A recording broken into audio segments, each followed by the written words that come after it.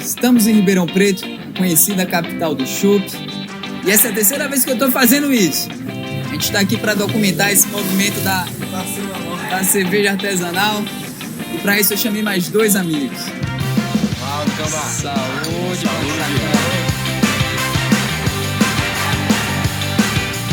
Esse é o The Beer Hunter.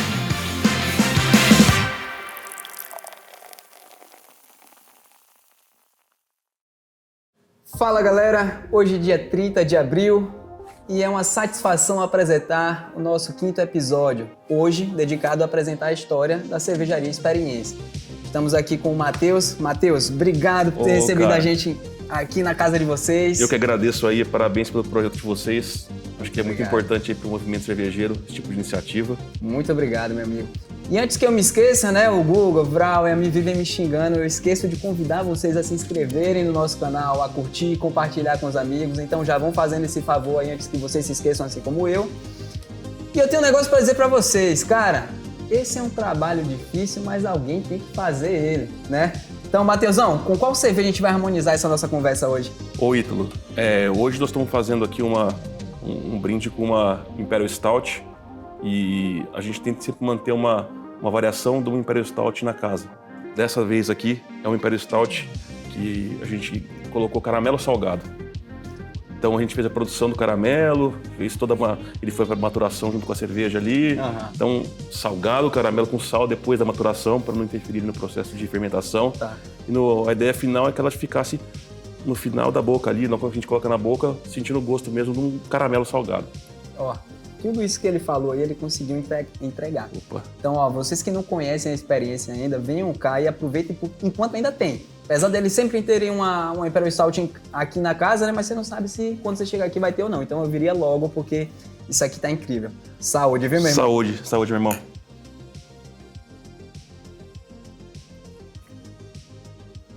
E a pegada dela é isso, né? A gente sente na boca ali logo quando vem o caramelo salgado. Na verdade, primeiro vem o dulçor do caramelo. Sim. Aí depois o sal começa a aparecer e aí vem todo o resto da cerveja, né? O corpo e... Essa complexidade na experiência sensorial que a gente tem ao colocar a cerveja na boca, cara, a cabeça vai fazendo assim, ó, sabe? Tipo, você vai sentindo diferentes coisas. Muito boa mesmo. Feliz. Matheusão, deixa eu te fazer uma pergunta. Geralmente a gente costuma começar os episódios de um modo diferente, mas, cara, essa cerveja tá tão fantástica. Mas, cara, qual que é a OG dessa cerveja, geralmente? A base dessa cerveja, né? A gente, quando abriu a cervejaria, a gente fez 5 anos agora em fevereiro. E tava no auge das Russian Imperial Stouts. Tá. A Riss. E só que aí tava uma época que todo mundo tava colocando ali tudo na Riss, né? Então aparecia tudo quanto é coisa diferente. Era baunilha, coco e foi bem o auge assim. E aí a gente sempre gostou de Riss, né? Eu e a Gil. E aí nós falamos, nós vamos abrir com uma Riss raiz.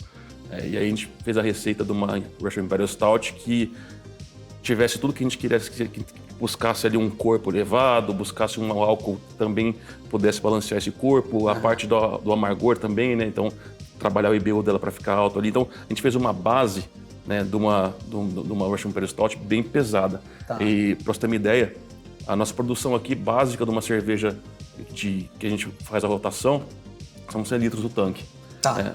No caso da Russian Imperial Stout, nossa panela tem 300 litros. Certo. Ela fica cheia até a tampa, porque a gente adiciona 100 quilos de malte para fazer 90 litros da cerveja.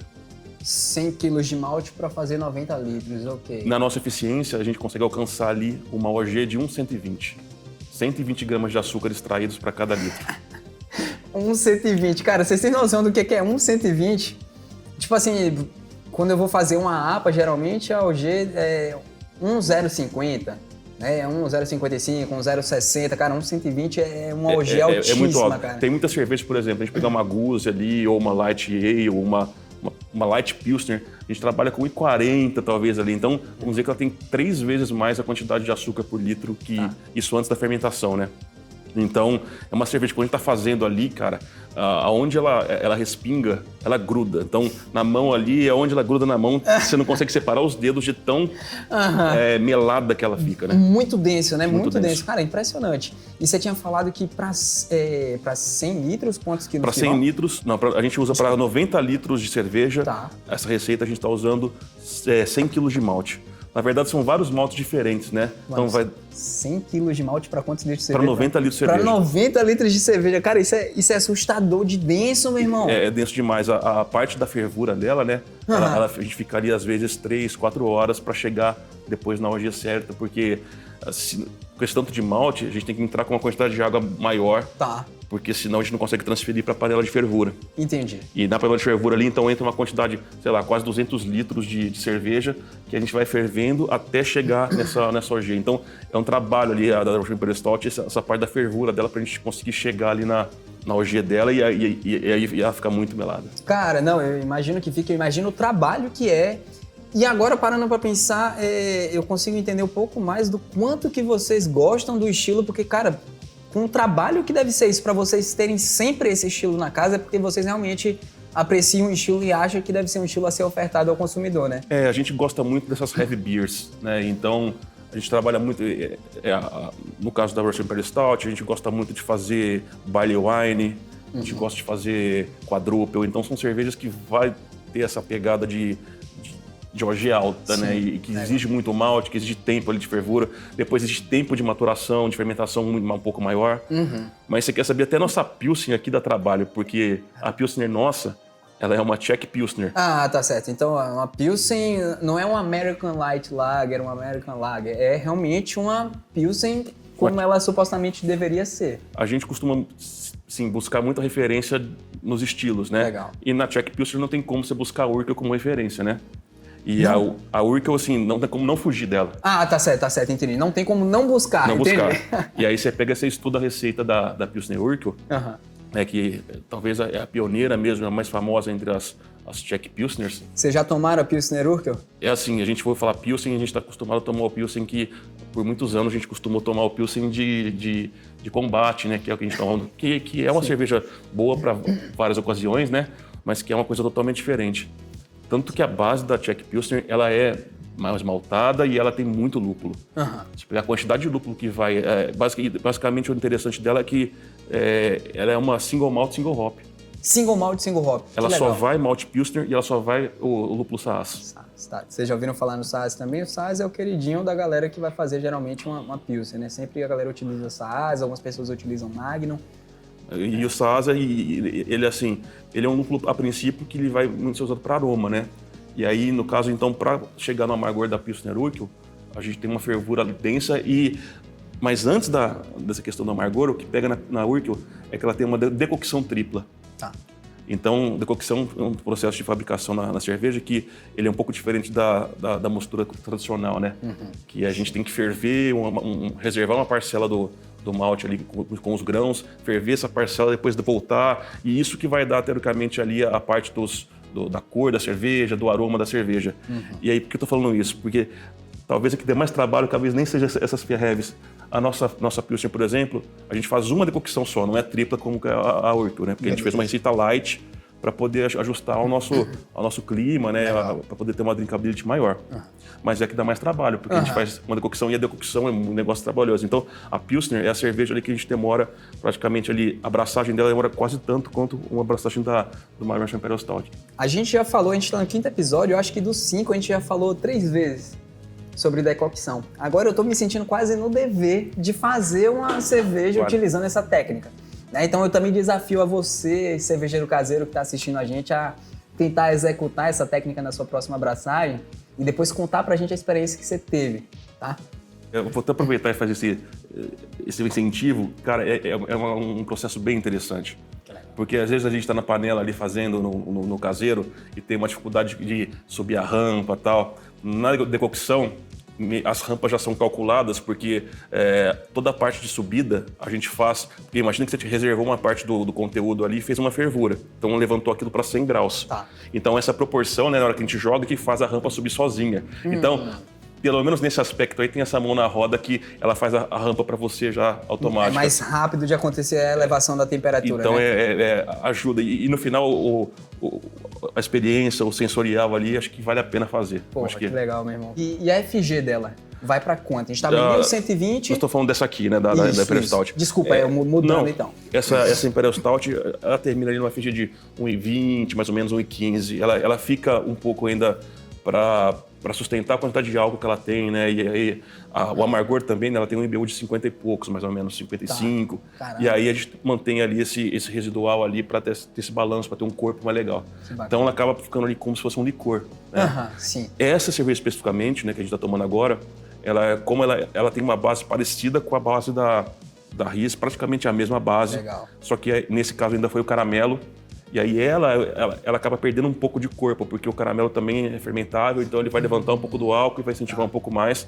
Então ela é um pouquinho mais alcoólica do que, por exemplo, a nossa Riz tradicional, só que ela entrega também um pouco do dulçor diferente, né? Que é esse dulçor do caramelo e tal. Fico pensando na levedura, cara. Vocês utilizam o que, Matheus? Cara, na Riz eu uso o 0,5.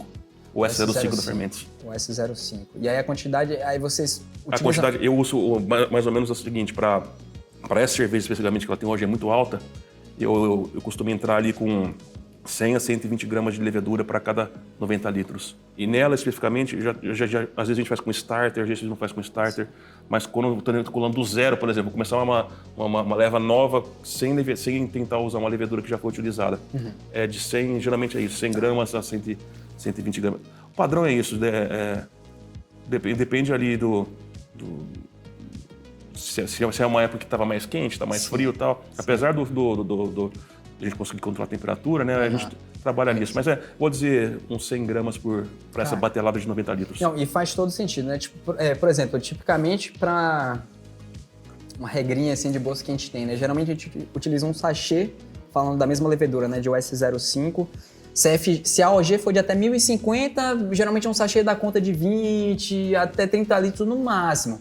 Né? Então multiplica isso por 3 para bater os 90 que ele falou, daria 33 gramas de levedura para 90 litros. Em contrapartida, ele utiliza cerca de 3 a 4 vezes mais do que isso. Né? Porque, cara, a OG é 1,120, é absurdo, é muito açúcar para ser fermentado, né? E ainda assim, a gente tem, principalmente quando está inoculando a levedura na primeira vez, a gente não consegue ter muito o controle da viabilidade. Existem as formas de estimar, né, pelo lote, no site do fabricante te dá uma estimativa. Sim. Mas se está usando a levedura liofilizada, para ter garantia ali, o único cuidado que tem que ter é não ter um overpitching, né? Para colocar muito. Mas uma cerveja desse porte, assim, ela sustenta desses 100 gramas, ela fica legal. Cara, que legal. Que bacana, Matheus. A experiência, ela tem a fama de ter as cervejas mais diferentes da cidade. Né? Então você quer uma guzi de tomate, uma guzi de limão, aqui tem. Uma Imperial Stout de caramelo salgado, cerveja com panetone. É um Imperial Stout também, né? É um Imperial Stout também. A gente costuma brincar sempre com a Imperial Stout, porque como a gente gosta muito da nossa base, né? Aí a gente tenta sempre pensar uma coisa diferente. Então, tem a de panetone. A gente estava há 2 meses engatado com uma que a gente chamou de cookie de chocolate. Que aí a gente pensou num cookie de chocolate de fato ali. Que então, legal. Foi cacau, foi baunilha, foi um pouco de malte biscuit ali na parte da composição dos maltes. E aí você tomava cerveja e você sentia basicamente o gosto de um cookie de chocolate. Da hora mesmo. A gente tenta buscar de características nas nossas cervejas que, beleza, se a gente falar que vai ter um caramelo, a gente tenta dar uma forma de deixar isso bastante evidente. Legal, Matheus. Aqui tem um alambique de amburana também, um alambique maturado em barril de amburana, que é fantástico, cara. A alambique é um estilo, acho que bastante legal para quem gosta dessa parte diferente. E aí, a gente já falou, beleza, a gente gosta das heavy beers, mas também a gente gosta muito da parte das sour beers também. Da parte da acidez, que isso vem muito além da levedura tradicional, se usar levedura selvagem, se usar um pouco de bactérias, né, lactobacilos, e para dar essa acidez. E a alambique, eu acho que ela é dentro de uma escola belga, né, que é a alambique tradicionalmente da escola belga, ela é a que mais traz isso.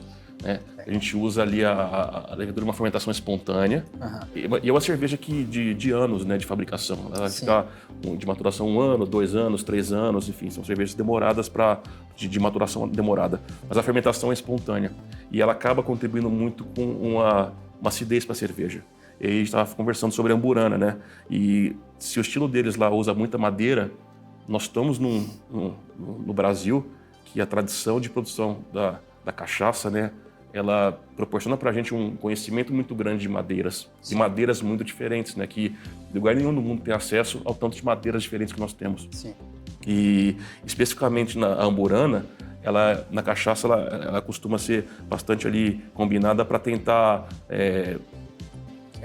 quebrar, neutralizar a acidez. Legal. E aí, como a Lambic ela tem, por causa de ser bastante ácida, eu acho que a Amburana casa muito nisso, né? Ela dá aquela balanceada, e aí a gente tem o paladar talvez acostumado um pouco com cachaça também, então fica aquela mistura legal. Ela casa muito bem. Olha que interessante, é uma cerveja que demora. Né? É 1 ano, 2 anos, 3 anos, só que ela não dá trabalho. O trabalho quem está tendo, na verdade, é a levedura, é a madeira, são os micro-organismos que estão fazendo o trabalho pra gente, né? Cara, eu acabei de pensar aqui na Cláudia, né? Minha namorada, ela costuma dizer que a abraçagem demora muito. 6 horas de trabalho. Você teria paciência para esperar 1 ano, 2, 3 para poder tomar uma cerveja? Cara, isso é bastante tempo, né? Ô, Matheusão, como que tu começou, irmão, a gostar de cerveja, velho? Cara, aí foi um negócio assim, meio que foi um privilégio eu estar em Ribeirão Preto meio que na hora certa, né? Tá. Na época da adolescência ali, né, final da adolescência, eu não gostava de tomar cerveja, enfim, não tinha esse hábito. Aqui em Ribeirão, o hábito sempre foi se reunir em boteco e tomar cerveja, e a família, tudo fazia isso, né? Eu nunca gostei muito do gosto da cerveja e tal. E ali, cara, isso foi 97, por ali, 98, perto disso, foi quando a Colorado, legal. Né, foi quando ela inaugurou. Certo. Na época ela era ali na Avenida Independência, onde depois virou o Shoptime Street, aquela esquininha ali. E aí o Colorado abriu ali, a fábrica ficava ali, era um brew pub basicamente.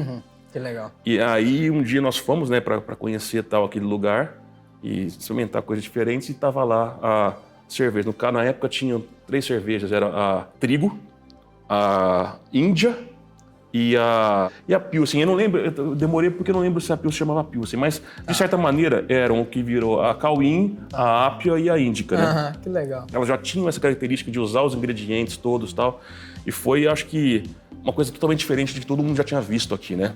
E, sinceramente, ali naquele momento, não agradava muito do paladar das pessoas, as pessoas não entendiam muito aquilo, mas, por outro lado, acho que acabou ligando ali uma luzinha para muita gente e falar, putz, existe algo diferente, que isso é cerveja diferente do que a cerveja que a gente está acostumado a tomar. Cara, que legal. E aí aquilo lá... Foi o momento que você passou, então, a gostar de cerveja. Porra, que legal. E aí a Colorado tinha muita história, né? Porque o Marcelo Carneiro, quando montou, ele já tinha ali vamos dizer assim, uma bagagem muito grande do mercado cervejeiro, né? Uma influência muito grande do mercado cervejeiro americano. Legal. Né? Você tinha a parte do Randy Mosher, cara, que desenhou os rótulos da Colorado. E esse cara, tipo, é uma referência muito grande. Isso foi por isso que eu vi depois, né? Uma referência muito grande ali em livros, né? Também em produção de conhecimento cervejeiro. E aquele momento entregou muita coisa ali pra gente, que a gente nem estava pronto para aquilo, né? Mas de certa maneira aquilo me conquistou, cara. E aí eu comecei a gostar de cerveja ali, comecei a tentar entender o que estava acontecendo, buscar alguma coisa, mas ainda tinha muita pouca coisa, cara. Tinha muito pouca informação. E aí, no começo dos anos 2000 ali, o mercado cervejeiro mesmo começou a andar. A Colorado mesmo saiu de lá do Brew Pub, foi lá para Rua Minas, né, onde ela ficou a fábrica até praticamente antes de fazer a fusão, né? Sim. Mas ali no começo dos anos 2000, até as cervejarias, a Boêmia começou a lançar umas linhas diferentes. Legal. E aí, a segunda coisa que me marcou nessa época, cara, foi meados disso também, 2004, 2003. As Weiss tradicionais alemãs foram as primeiras que foram chegando aqui. A gente colocava no copão grande as cervejas, né? Era bonito chegar no bar. Puta, o que você tá passando? O cara servindo Mais uma vez a Weiss sendo impactante, hein? Porque aquele copo todo, aquele jeito de servir. Mas aí, dentro dessa linha, a Boêmia lançou uma cerveja chamada Boêmia Confraria. Cara, era uma garrafa, como se fosse uma garrafa de 600, mas ela era bem parecida com uma garrafa de champanhe, assim, mais retinha, sabe? E ela era encapada, imitando como se fosse cerâmica. Uma cerâmica meio azulzinha, daquele craqueladinho, sabe? Que da hora. E era uma cerveja muito diferente de tudo que a gente tinha tomado naquele momento. E o estilo era qual? Tu lembra? A Boêmia Confraria, cara, eu não sei te falar o que era. Se eu for chutar hoje, ela seria algo ali como sendo quase uma quadruple ali, como sendo um strong golden ale. Eu não vou falar que era uma strong golden ale, porque ela era bastante cobre, sabe? Mas ela não tinha uma potência de uma quadruple. Mas ela tinha toda a parte da levedura belga presente ali, aquela fermentação, aqueles ésteres todos. E aquele negócio, essa cerveja, teoricamente, que me matou ali. Eu falei assim, puta, isso aqui... Cara, que Só que foi algo assim também que durou pouco a alegria, porque ela Saiu de linha. Ela ficou muito pouco tempo em linha. Ela ficou... Eu não sei se era a intenção deles deixar fazer era um período meio que de promocional mesmo, uma coisa assim, mas foi uma cerveja que acho que ela durou um ano, talvez, assim. Tá certo. E aí, cara, deixou muita gente órfã. Não. E eu fui um deles, cara. E aí, mas daí, nessa época, já começou a aparecer uma coisa outra diferente, sabe? Beleza. Nesse momento tinha a Baden, tinha que fazia também algumas cervejas diferentes. Legal. Também. Tipo, na época tinha uma cerveja chamada Celebration, uma linha da Baden que era diferente. Legal. A Colorado fazia bastante coisa. Nossa, tinha umas da Colorado, tinha ela mudou de nome várias vezes, mas a gente chamava de Vintage, que era... Putz, você tomava cerveja, era uma coisa... Era uma cerveja forte, se não me engano, era uma Russian Imperial Stout também naquela época. Puta, o que era naquela época que você tomou um negócio desse? Se não... Então... O privilégio foi esse, cara. Você estava numa época, numa cidade principalmente, que a gente tinha acesso a isso. Você podia ir na Colorado, chegar e pegar um barril de chopp para tomar. Então, isso foi muito importante, cara. A importância da Colorado para Ribeirão Preto, e muita gente passou por lá, cara. A gente pegava o mercado cervejeiro inteiro. Pô, tiveram pessoas brilhantes ali, pô.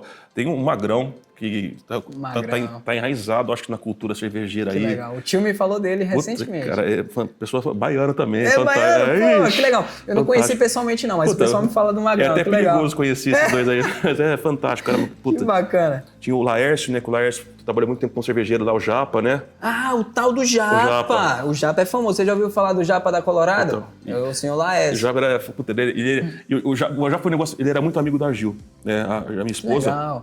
E na época a gente abriu a cervejaria, isso foi dia 1º de fevereiro, né, de 2019, né? Não, 2019, desculpa. 2019, um ano antes da pandemia. 2019, exatamente. E o Laércio sempre...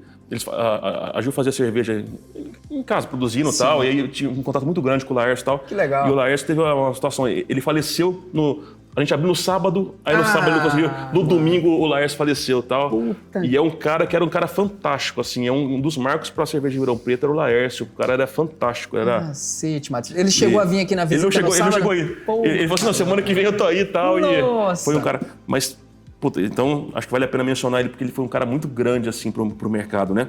Caramba. Dos primeiros lá. Mas aí vieram muitos, cara, falando nesse aspecto do legado que a Colorado deixou. Você pegar ali muita gente do mercado cervejeiro de Ribeirão Preto que foram depois partindo para outros projetos, né? O João Becker, o Rafael Mosqueta, a Bia Morim. Legal. Todo esse pessoal ali, de certa maneira, participou desse começo da Colorado e depois foi treinando. O Rodrigo da Invicta. Então, todo mundo ali, que meio que... Então, por isso que eu digo que é muito importante esse pedaço ali dessa história. E a cidade foi crescendo, né? Então, a gente acompanhar nos últimos anos, deu para acompanhar tudo. Cada um abrindo ali, cada cervejaria crescendo, fazendo os estilos. Então, por isso que eu te falo que essa questão do relacionamento com a cerveja foi muito privilégio da cidade, né? Do lugar, do momento, né? Assim, né? Uma das coisas que a gente tem, né, de intenção com esse projeto aqui é que o Ribeirão Pretano, ele entenda... Né, o tanto que ele é privilegiado de poder viver, né, no meio de tudo isso. Porque às vezes a gente está num lugar e a gente não percebe tudo que está acontecendo, né, o valor que as coisas têm, porque é tão comum pra gente. Uma coisa que eu estava pensando, né, cara, Matheus é do mercado financeiro, né, então Matheus tem mestrado, tem doutorado, foi professor por mais de 15 anos nessa área. Quase 20 anos na área, assim, isso. Né? E, cara, como que tu... Beleza, aí você começou a gostar da cerveja, né? Você estava falando pra gente, mas quando que foi que então veio essa ideia de começar a produzir? Cara, aí foi o seguinte, justamente de pensar e ver essas coisas diferentes e tal, e falar, puta, tem que ver um jeito de entender. Aí, nessa época, eu sempre gostei muito de ler as coisas e tal, e aí foi quando eu busquei lá aquele livro do Palmer, né, o How to Brew. How to Brew. Já esse livro eu recomendo, se você entrar na internet, lançou acho que há 1, 2, 3 anos aí, a edição traduzida, né, dele, é um calhamação grandão, é um livro assim, para quem quer entender, aprender a fazer produção, ele é bem focado na produção caseira e tal. Se você entrar na internet, existe o site do How to Brew. Legal. Ele tem desde o começo lá, ele tem todas as referências, porque o How to Brew é lá final da década de 98, 99, ali, começo de 2000, que ele estava explodindo. E existe o site, que aí você entra no site, tem todo o livro disponível, que os caras vão mantendo, atualizando ele, porque isso, imagina que desde então tem que sofrer muita coisa. Muitas atualizações. Muita coisa diferente aí, muita mudança. Mas aí, buscando essas coisas todas, e a Gil também, cara, a minha esposa, porque a cervejaria basicamente aqui, a gente estava conversando mão de obra e tal, mas a cervejaria aqui é basicamente um trabalho de 2 pessoas, assim, na produção. Então, na fábrica, a cervejaria toda foi idealizada para 2 pessoas, mas antes disso, eu essa linha acadêmica, mercado financeiro, a Gil também nada a ver com isso. A Gil era despachante aduaneira. Então eu trabalhava com importação e exportação. A gente chegou a montar um clube de cerveja, cara. A gente teve o primeiro clube de cerveja de Ribeirão Preto. Que da hora mesmo. A gente, justamente por buscar essas cervejas diferentes e tal, a gente queria dar um jeito de tentar fazer essa coisa crescer e tal, as pessoas. E aí a gente montou, chamava Home Sweet Beer. Ele durou de uns 2, 3 anos em 2010, 2, 3 anos, cara, mais ou menos legal, assim. Era um clube pequeno que eu e a Gil que idealizamos ele. Aí tinha mais um outro camarada meu, um outro sócio, que também estava nesse mercado, nessa coisa de cerveja e tal. E a gente sempre gostou de buscar... Então, pra você ter uma ideia, na segunda vez do clube, a gente mandou uma do Queso de Borgonha. Tipo, num negócio que a gente falou, pô, é um negócio totalmente diferente. E nessa época, justamente, acho que pela cultura cervejeira começar a se desenvolver em Ribeirão, você teve ali coisas interessantes, tipo as lojas especializadas em cerveja. Então teve o Beer Garden ali no Novo Mercadão. Porra, que bacana. Tinha o Beer Garden e o Joy Beer que faziam essa pegada das cervejas artesanais ali, tipo, de vender os rótulos diferentes. Então traziam tudo aquelas belgas que ninguém tinha conhecido na vida. Em 2012, mais ou menos, apareceu um curso de cervejeiro lá em Blumenau, na Uniaselv lá, o pessoal estava oferecendo esse curso lá. Montaram esse curso, era o pessoal predominantemente do Sul, né? Mas tinham professores ali de Vassouras e tal. Eles montaram um curso ali, basicamente, para fazer a formação de cervejeiro. A princípio era um curso técnico cervejeiro. E eu queria fazer minha cerveja, queria fazer alguma coisa ali. E aí a Gil também, nessa época, só que a Gil foi uma pegada um pouco diferente. Ela foi muito para a parte da sommeliaria ali e tal.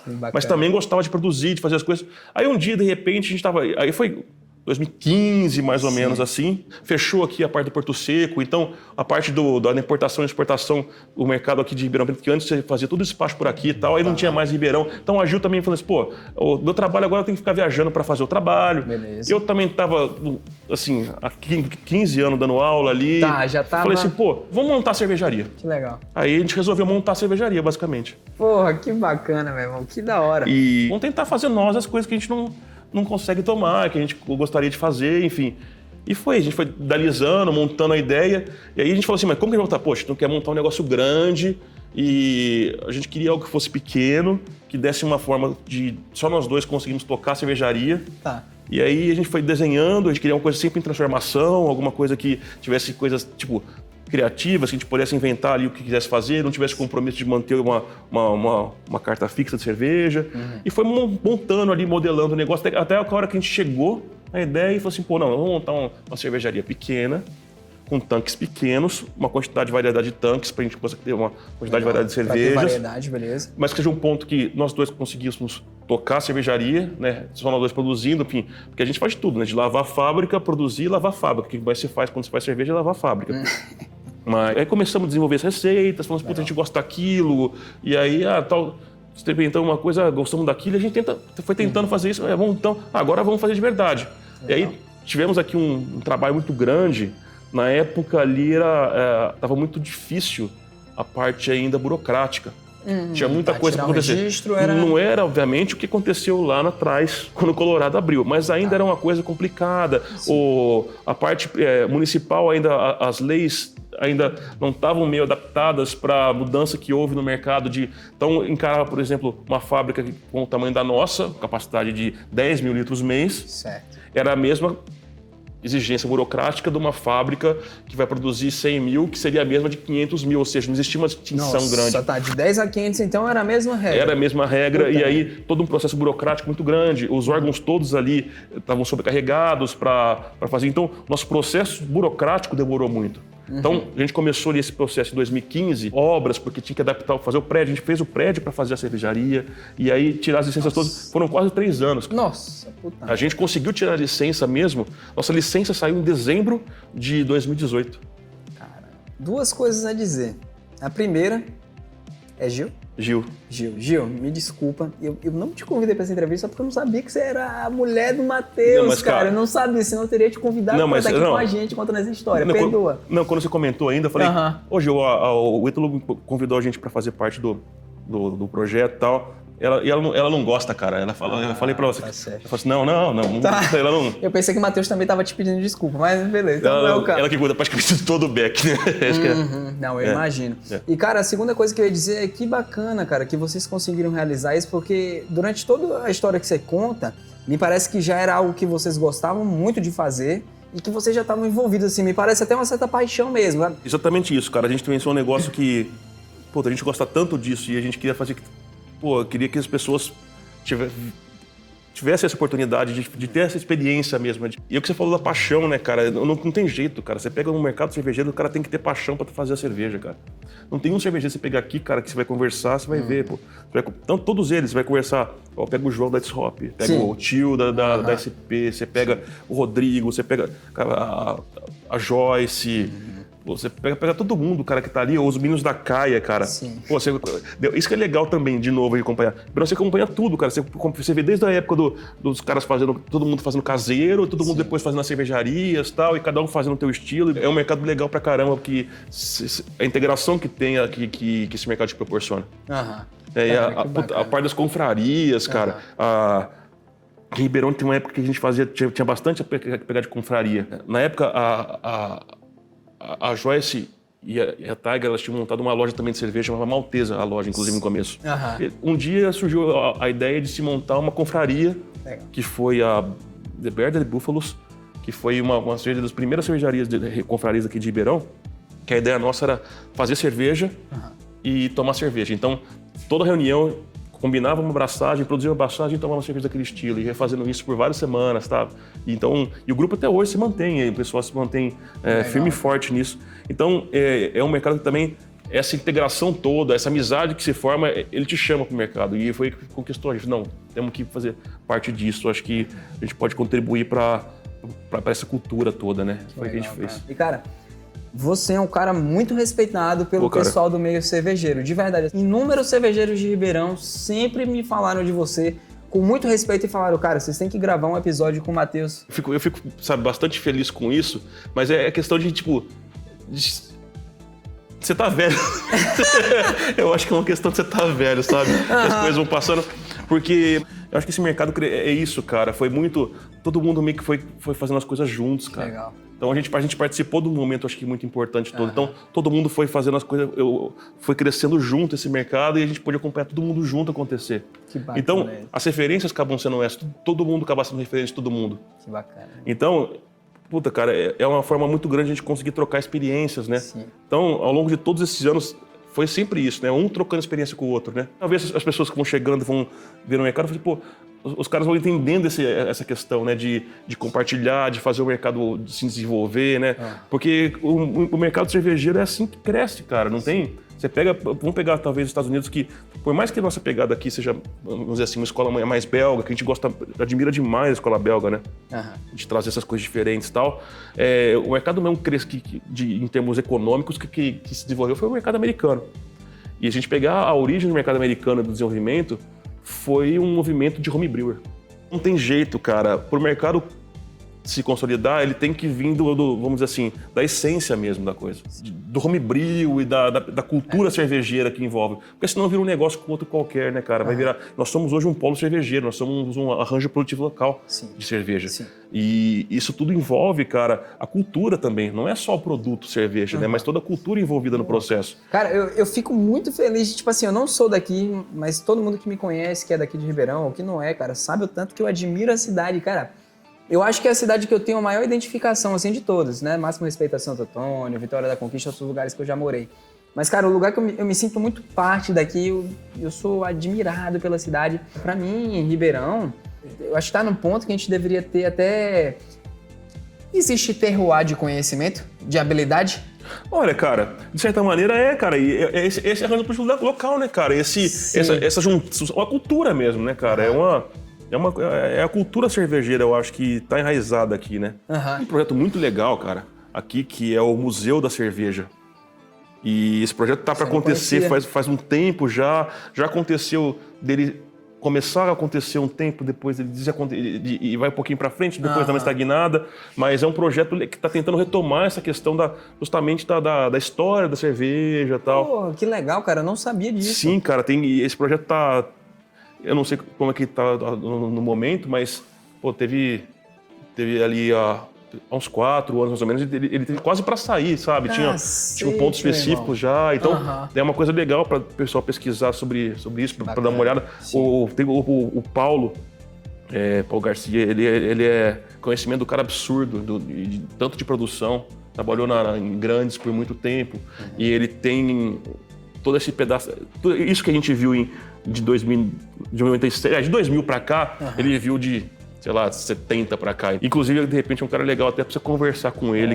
Cara, essa é uma satisfação, Paulo. Eu nem te conheço, meu irmão, mas eu já, se você aceitar... Cara, é fantástico. E aí você tem uma pegada ainda de um momento até anterior a esse que a gente tá conversando agora, sabe? E a parte de conhecimento dele, ele tem um acervo que ele foi conseguindo salvar ao longo do tempo. Então é legal você ouvir a história dele. Então, que mostra até que essa questão da cultura está bem atrás. Legal, tá? Nós estamos desde há 50, 60 anos que isso aqui já está...